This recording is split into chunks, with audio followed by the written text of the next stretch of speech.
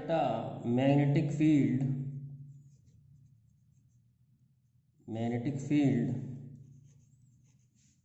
Due to finite wire, किसी finite wire के द्वारा कितनी मैग्नेटिक फील्ड होती है किसी पॉइंट पे। जैसे ये वायर है और ये फाइनाइट है, फाइनाइट मतलब इसके एंड्स हैं, यहाँ पर ख़त्म हो जाती है वायर, और हमको जो मैग्नेटिक फील्ड निकालनी है परपेंडिकुलर डिस्टेंस आर पर पी पॉइंट पे मैग्नेटिक फील्ड निकालनी है। तो हम जो मैग्नेटिक फील्ड जानते हैं वो एक एलिमेंट के द्वारा जानते हैं। तो मान लो x डिस्टेंस पर dx लेंथ का एक एलिमेंट है और वो एंगल थीटा बना रहा है डिस्टेंस के संग, डिस्टेंस ले लिया y। बेटा हमने मैग्नेटिक फील्ड का फॉर्मूला क्या पढ़ा था, dB is equal to mu not upon 4 pi I D L sine theta upon R square. बेटा हमने मैग्नेटिक फील्ड का फॉर्मूला पढ़ा था बायोट-सावर्ट लॉ में, dB is equal to mu not upon 4 pi I D L sine theta upon R square. तो इस case में हो जाएगा dB mu not upon 4 pi I D L की जगह आ गया dx, साइन थीटा तो साइन थीटा ही रहा है, थीटा तो बेटा वही है, डी एल की जगह dx आ गया, और डिस्टेंस जो है वो इस केस में y हो गया। अब थीटा भी वेरिएबल है, x भी वेरिएबल है और y भी वेरिएबल है, तो हमें सबसे पहले इन वेरिएबल्स को हटा के एक वेरिएबल में करना पड़ेगा। मान लो ये एंगल फाई है, तो बेटा x upon R perpendicular upon base tan phi हो गया, तो x हो गया आर टेन फाई, x हो गया आर टेन फाई, तो dx हो गया, डिफ्रेंशिएट कर लेते हैं, आर टेन फाई का differentiation sec square phi D phi. Similarly R upon Y cos phi हो गया, तो y हो गया आर अपॉन कॉस फाई, तो ये आ गया आर सेक फाई। और हम ये भी जानते हैं कि थीटा प्लस फाई की वैल्यू 180 है, तो थीटा प्लस फाई 180 है, सॉरी थीटा प्लस फाई 90 है, तो थीटा हो गया 90 माइनस फाई। तो इस तरीके से हम इन सब को रखेंगे, इसकी वैल्यू रखेंगे dx की, फिर हम y की वैल्यू रखेंगे और थीटा की वैल्यू रखेंगे, तो ये एक ही वेरिएबल में कन्वर्ट हो जाएगा। देखो कैसे, dB is equal to mu not upon 4 pi I D L की जगह आ गया dx, और dx की वैल्यू है r sec square phi D phi, sine of theta की जगह 90 माइनस फाई अपॉन y है r सेक फाई, इसका स्क्वायर हो गया। तो dB जो हो गया वो हो गया mu not upon 4 pi I upon R, sec square phi cancel हो गया, sine 90 minus phi cos phi आ गया डी फाई। अब हमें इंटीग्रेशन करना पड़ेगा विथ लिमिट। तो मान लो ये जो वायर है यहाँ से स्टार्ट हुई, तो ये वाला एंगल है फाई 1, और वायर जो है यहाँ ख़त्म हो गई, तो ये वाला एंगल हो गया फाई 2। तो हमारी जो लिमिट रहेगी वो रहेगी फाई 1 से फाई 2, बल्कि हमारी जो लिमिट रहेगी वो रहेगी माइनस फाई 1 से प्लस फाई 2। बेटा ये वाला एंगल ऊपर है तो इसे प्लस कहेंगे, और ये वाला एंगल नीचे है इस लाइन से, तो इसे माइनस कहेंगे। तो माइनस फाई 1 से प्लस फाई 2 इसकी लिमिट लेनी पड़ेगी। तो इसको मैं दोबारा लिख लेता हूँ इंटीग्रेशन वाले टर्म को। इंटीग्रेशन वाला टर्म हमारा क्या आया था, dB is equal to mu not upon 4 pi I upon R cos phi D phi. अब हम लिमिट लगाएंगे, b की लिमिट हो गई 0 से लेके b, और इसकी लिमिट हो गई माइनस फाई 1 से फाई 2। तो dB का इंटीग्रेशन b आ गया mu not upon 4 pi I upon R constant है बाहर आ गया, कॉस फाई का इंटीग्रेशन बेटा साइन फाई होता है, तो sine phi limit minus phi 1 से फाई 2।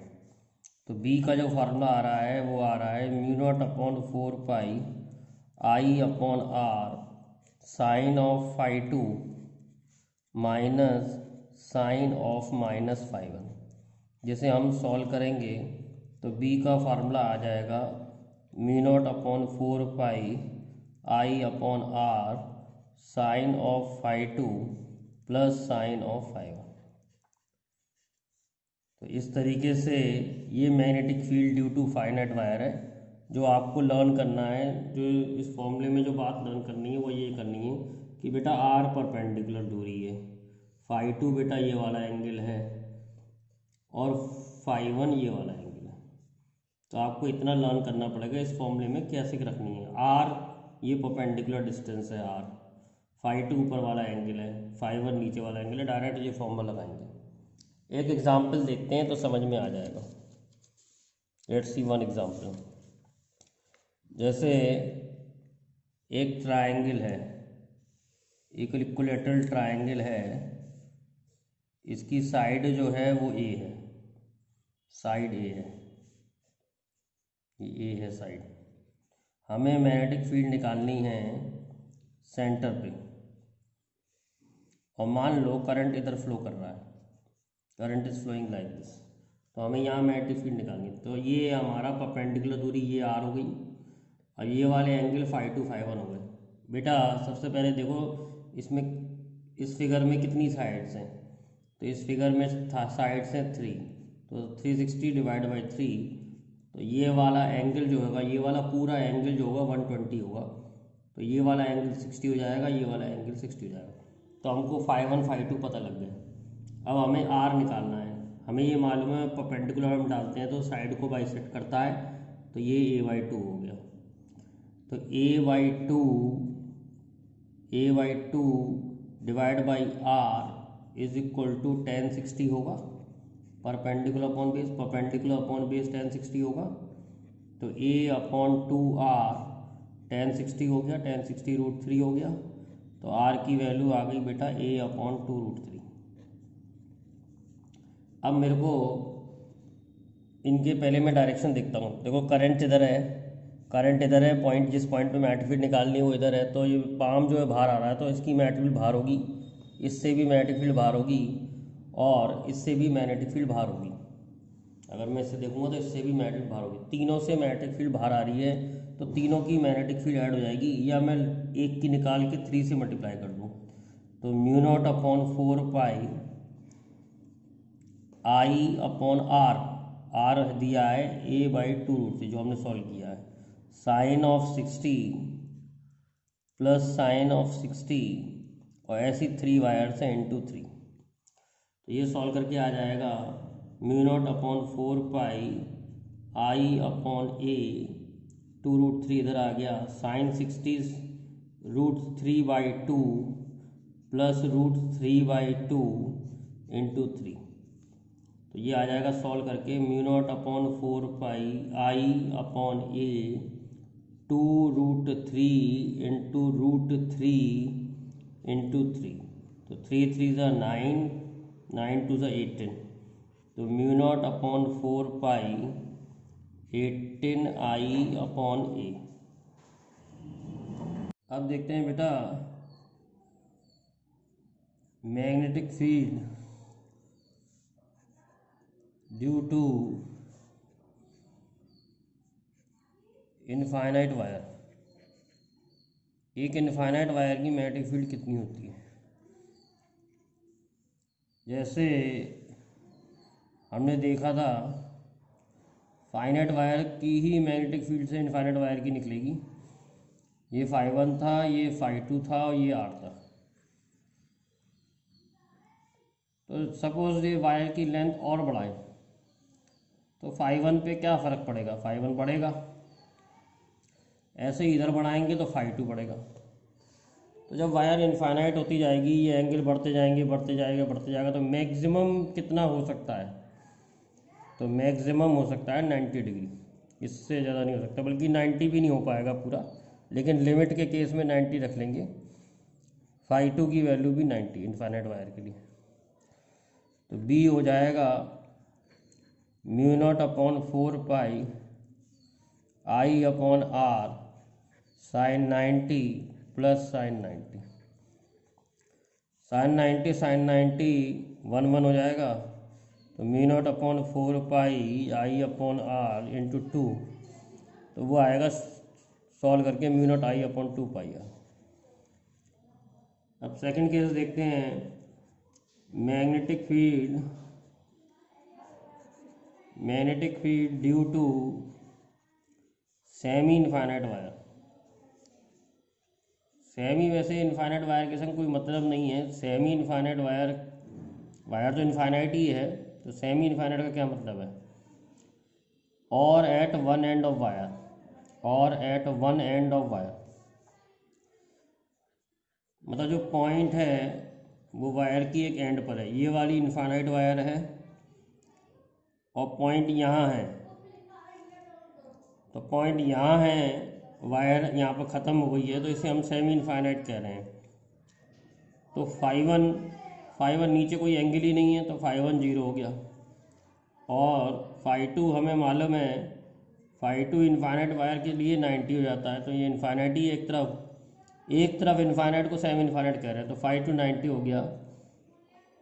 तो बी हो गया mu not upon 4 pi I upon R sine of 0 plus sine of 90। Sine 90 1 होता है, तो बी आ जाएगा mu not I upon 4 pi R. अब देखते हैं magnetic field due to circular wire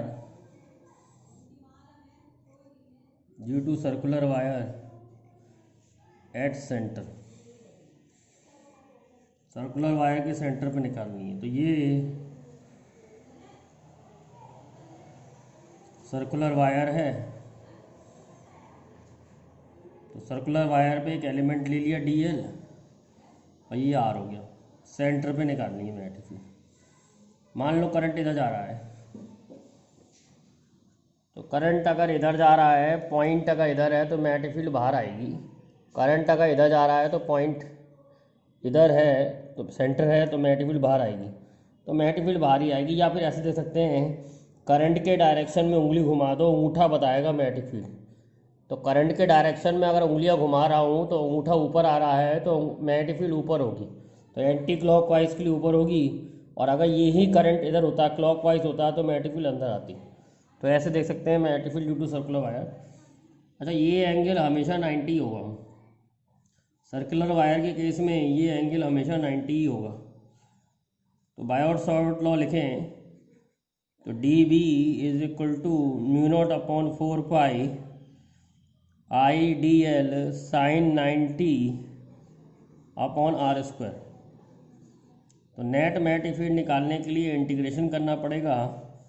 mu naught upon 4 pi IDL upon R square. Sine 90 की value 1 हो गई, तो B आ जाएगा mu not upon 4 pi I upon R square, बाहर आ जाएगा इंटीग्रेशन DL एक स्मॉल एलिमेंट और DL उसकी टोटल लेंथ। तो टोटल लेंथ जो होगी वायर की वो 2 पाई R होगी।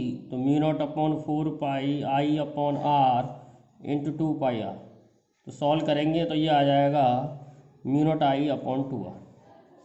तो सर्कुलर वायर के द्वारा जो मैग्नेटिक फील्ड आती है वो आती है mu not I upon 2R। अगर यही सेमी सर्किल होता बेटा, अगर ये सेमी सर्किल होता, तो इसका इंटीग्रेशन हम बिल्कुल ऐसे ही करते, बस mu naught upon 4 pi I upon R, जो हमारी DL 2 पाई R आई थी, उस केस में पाई R आती, तो B हो जाता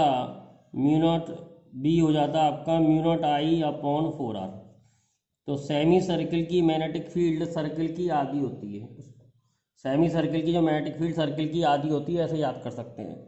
और अगर यही आर्क होता, क्या होता बेटा, आर्क होता, तो थीटा एंगल पे डिपेंड करती। तो हम जानते हैं कि पूरे 360 डिग्री के लिए mu not I upon 2r आती है, तो थीटा डिग्री के लिए कितनी आएगी, चाहो तो आप यूनिटी मेथड से निकाल सकते हो, इतनी आएगी theta upon 360 mu not I upon 2r। तो सर्किल के लिए आपको एक तो ये फार्मूले याद करने, 3 फार्मूले सफिशेंट है। सर्कुलर वायर की इतनी आती है, सेमी सर्किल की इतनी आती है और किसी आर्क की इतनी आती है।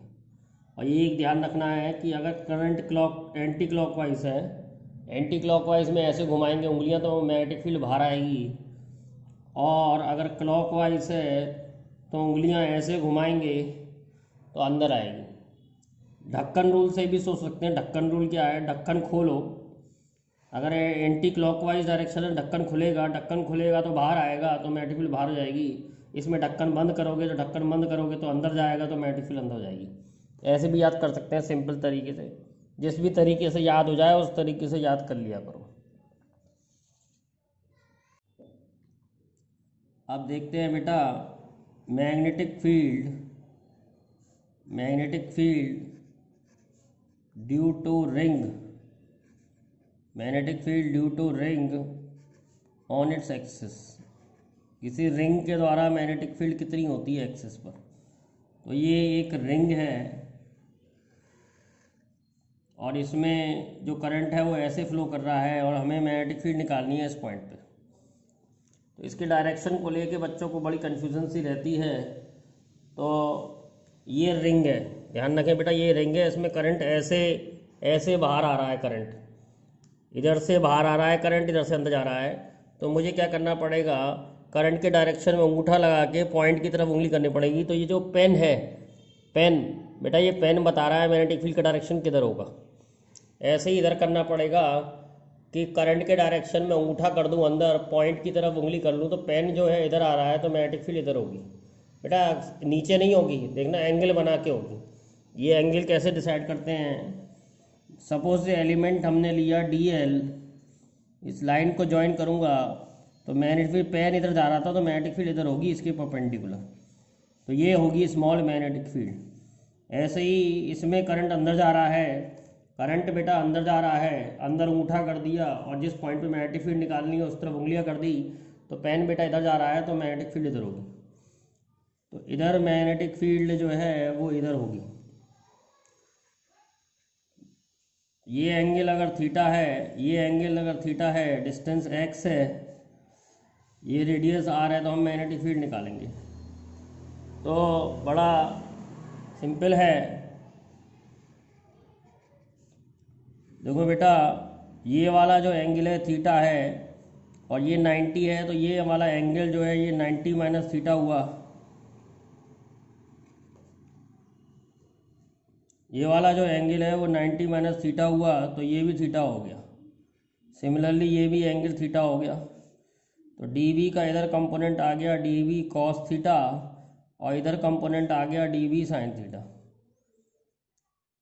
सिमिलरली dv का इधर कंपोनेंट आ गया dv कॉस थीटा और इधर कंपोनेंट आ गया dv साइन थीटा। तो बेटा कौन सा कंपोनेंट कैंसिल हो रहा है और कौन सा ऐड हो रहा है, तो बेटा dv कॉस थीटा कैंसिल हो रहा है और dv cos sine theta add हो रहा है। तो हमने ये दिखाया है कि दो एलिमेंट्स के द्वारा dv साइन थीटा ऐड हो रहा है, पर हमें निकालनी तो पूरे की है। तो हम क्या करेंगे, इंटीग्रेशन करेंगे dv साइन थीटा का, इंटीग्रेशन करेंगे नेट मैग्नेटिक फील्ड निकालने के लिए। अब dv क्या है, dv इस एलिमेंट की यहाँ पर मैग्नेटिक फील्ड है, तो वो हो जाएगा mu not upon 4 pi I dl। अब ये वाला जो एंगल है जो बायोट-सावर्ट लॉ में आता है वो एंगल 90 होगा और डिस्टेंस ये लेंगे इस एलिमेंट की under of R square plus X square. तो यहाँ पर स्क्वायर होता है तो R square plus X square हो जाएगा, और साइन थीटा होता है परपेंडिकुलर अपॉन हाइपोटेन्यूज, तो R upon root of R square plus X square हो जाएगा। इस एंगल से, इस ट्राइंगल से देखेंगे sine theta perpendicular upon hypotenuse. अच्छा ये वाला एंगल ये वाला है, DL और R के बीच का एंगल ये 90 होगा हमेशा। चाहो तो आप रिंग रख के ऐसे R मार्क करके आप निकाल सकते हैं कि ये एंगल हमेशा 90 आएगा।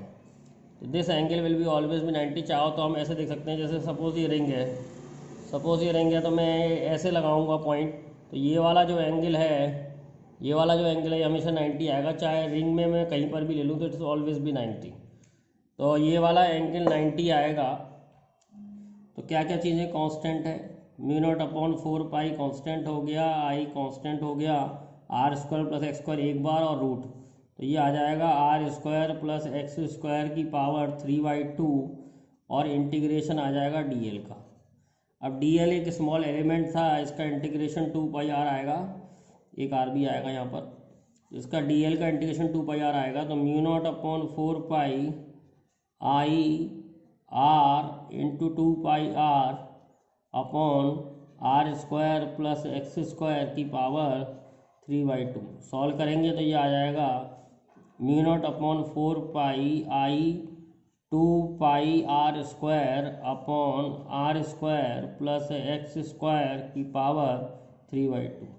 इस तरीके से हम रिंग की एक्सिस पर मैग्नेटिक फील्ड निकाली है। Mu not upon 4 pi I into 2 pi R square upon R square plus X square की पावर 3/2।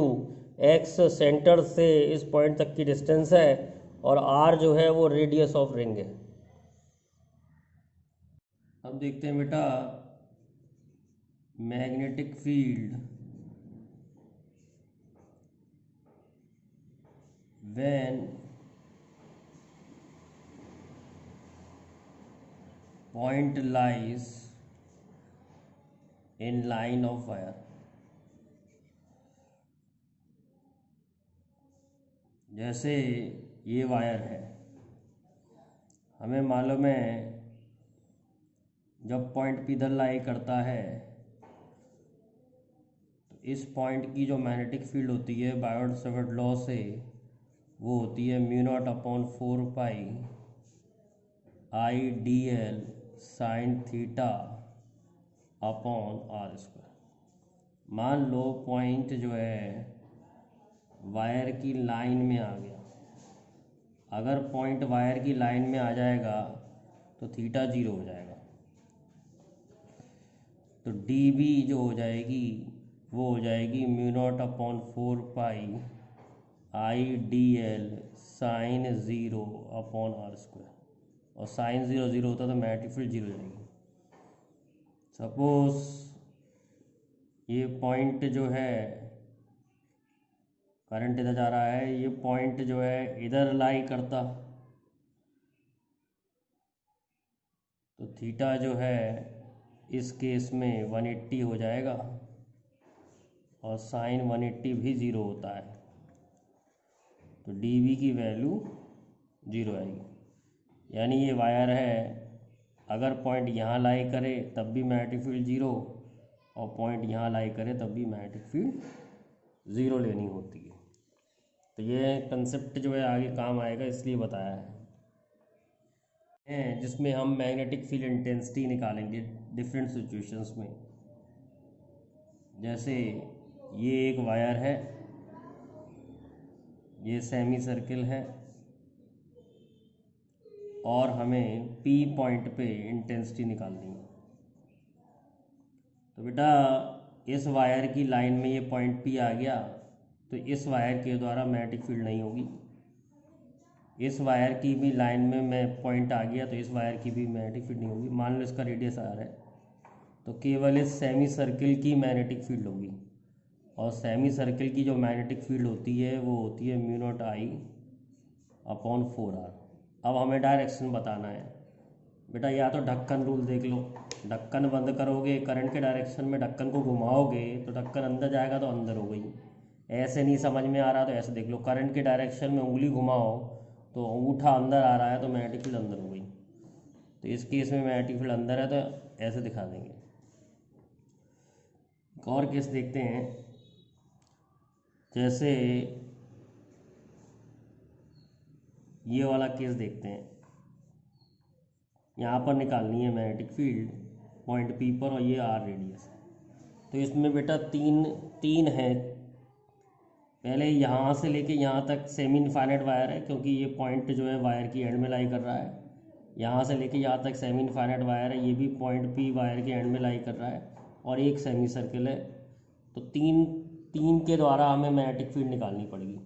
तो सबसे पहले इस वायर की निकालते हैं। तो करंट इधर है, पॉइंट इधर है, तो मैग्नेटिक फील्ड बाहर आ रही है। करंट इधर है, पॉइंट इधर है, तब भी बाहर आ रही है, और इसमें एंटी क्लॉकवाइज जा रहा है करंट, तो मैग्नेटिक फील्ड अपवर्ड आ रही है। तो तीनों ही केसेस में अपवर्ड आ रही है। फिर बता देता हूँ, करंट इधर है, पॉइंट इधर है, तो मैग्नेटिक फील्ड बाहर आ रही है पाम रूल से।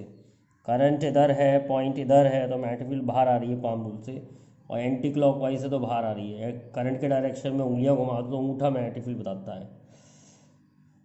तो बी जो होगा वो होगा mu not I upon 4πr, एक वायर की मैग्नेटिक फील्ड ऊपर वाले की। फिर सेमी सर्किल की magnetic field mu not I upon 4r। फिर दोबारा से मैग्नेटिक फील्ड एक सेमी इनफाइनाइट वायर की। टोटल मैग्नेटिक फील्ड जो है वो आउटसाइड है। ऐसे बेटा बहुत केस हो सकते हैं, जैसे ऐसा केस देखते हैं एक। अब पॉइंट पी पे मैग्नेटिक फील्ड निकालनी है, तो बेटा इस वायर के द्वारा इसमें मैग्नेटिक फील्ड नहीं होगी, क्योंकि इस वायर के डायरेक्ट लाइन में आ गया पॉइंट। इस वायर के द्वारा मैग्नेटिक फील्ड नहीं होगी, क्योंकि पॉइंट वायर की लाइन में हो गया, तो इस आर्क की होगी, और आर्क का एंगल हम जानते हैं 270 है। ये 3/4 ऑफ अ सर्किल है, तो 270। तो हम ये वाला फॉर्मूला लगा लेंगे, theta upon 360 mu not I upon 2r। तो थीटा की जगह आ गया 270 अपॉन 360 म्यू नॉट आई अब आई 2r। तो ये हो गया 3/4 mu not I upon 2r। Solve करके आ जाएगा 3 mu not I upon 8r। अब क्योंकि ये एंटी क्लॉकवाइज है, तो एंटी क्लॉकवाइज में मैग्नेटिक फील्ड बाहर होती है, तो इस मैग्नेटिक फील्ड को हम बाहर दिखाएंगे। तो बाहर दिखाते हैं डॉट से, और अंदर दिखाते हैं क्रॉस से। एक और एग्जाम्पल देखते हैं।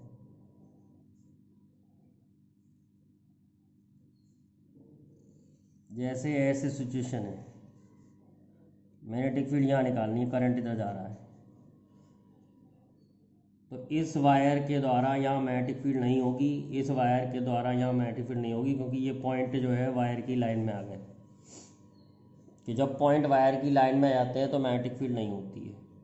फिर इस वायर की मैग्नेटिक फील्ड, मान लो इसका रेडियस r1 है, इसका रेडियस r2 है, तो इस वायर की magnetic field, semi circular wire की मैग्नेटिक फील्ड बाहर होगी, और इस वाले सेमी सर्किल की मैग्नेटिक फील्ड अंदर होगी। तो एक की बाहर है, एक की अंदर है, तो वेक्टर तो माइनस करना पड़ेगा। पर हमेशा ज़्यादा वाले में, ज़्यादा मैग्नेटिक फील्ड वाले में से कम मैग्नेटिक फील्ड माइनस करेंगे। तो ज़्यादा किसकी होगी? Since r1 is small, its magnetic field will be more, its magnetic field will be more, क्योंकि ये जो है मैग्नेटिक फील्ड रेडियस के इन्वर्स होती है, तो जिसका छोटा रेडियस है उसकी मैग्नेटिक फील्ड ज़्यादा होगी। तो इसकी बाहर है, इसकी अंदर है, तो बाहर ज़्यादा है, तो नेट बाहर बचेगी। तो ज़्यादा मैग्नेटिक फील्ड वाले में से कम मैग्नेटिक फील्ड वाला माइनस कर देते हैं, ज़्यादा मैग्नेटिक फील्ड वाले में से कम मैग्नेटिक फील्ड वाला माइनस कर देते हैं, और नेट मैग्नेटिक फील्ड इस केस में बाहर होगी, तो बाहर दिखाएंगे। तो बहुत सारे एग्जाम्पल्स होते हैं। एक और एग्जाम्पल देखते हैं। जैसे इसमें करंट ऐसे जा रहा है, ये 3D फिगर है, और इसमें करंट ऐसे जा रहा है। मान सकते हैं एक में करंट I1 है, एक में करंट I2 है। तो यहाँ मैग्नेटिक फील्ड हम कैसे निकालेंगे? अब ये दो कॉइल्स हैं, कंसेंट्रिक कॉइल्स हैं, लेकिन ये इनमें आपस में प्लेन 90 डिग्री है इनका। तो इसमें करंट ऐसे जा रहा है, ऐसे जा रहा है। देखो ध्यान से देखो, ये 3D है, दो कॉइल ऐसे लगे हुए हैं, एक कॉइल के संग एक कॉइल ऐसे लगा हुआ है। ये कॉइल मतलब ये ऐसे कॉइल है। अगर ये कॉइल ऐसे है तो इसके में करंट इधर है, इसमें करंट इधर है, तो इसकी मैग्नेटिक फील्ड तुम्हारी बेटा इधर होगी। और इसमें करंट इधर है, इसमें करंट इधर है तो इसकी मैग्नेटिक फील्ड ऊपर होगी, ध्यान रखें डायरेक्शन का। तो दो वेक्टर 90 डिग्री पे आ गए, नेट मैग्नेटिक फील्ड निकालने के लिए आपको वेक्टर एडिशन करना पड़ेगा।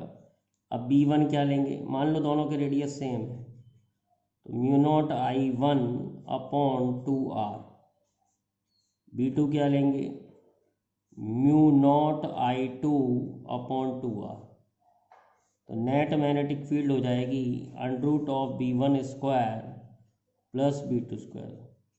बेटा जो कॉमन है दोनों में उसे बाहर रख लो, μ0 अपॉन 2R कॉमन है, B1 अंदर बचा, B1 मतलब I1 अंदर बचा, तो I1 का स्क्वायर प्लस I2 का स्क्वायर। तो ये नेट मैग्नेटिक फील्ड हो गई। अगर नेट मैग्नेटिक फील्ड का एंगल पूछता है, नेट मैग्नेटिक फील्ड का एंगल पूछता है, तो tan थीटा जो हो जाएगा वो हो जाएगा B2/B1, जो सॉल्व करके आ जाएगा I2 अपॉन I1। तो इस तरीके से हम डायरेक्शन भी निकाल सकते हैं कितने एंगल पर होगी ये मैट्रिक्स।